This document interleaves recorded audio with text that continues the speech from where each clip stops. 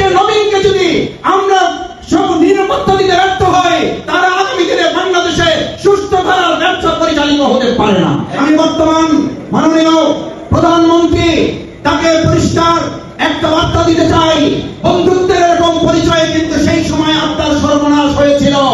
নতুন করে আবার বন্ধু এরকম যদি বাধাঘাটে তৈরি হয়, আবার এই সরকারের সর্বশেষের জন্য অপেক্ষা করতে হবে।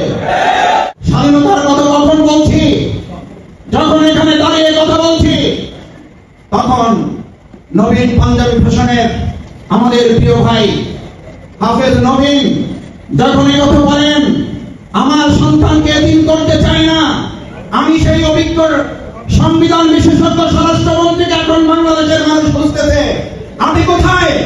নবীনকে নিরাপত্তা দিতে পারেন না, আপনি সংবিধানকে আমিরের কথা বলে রক্ষা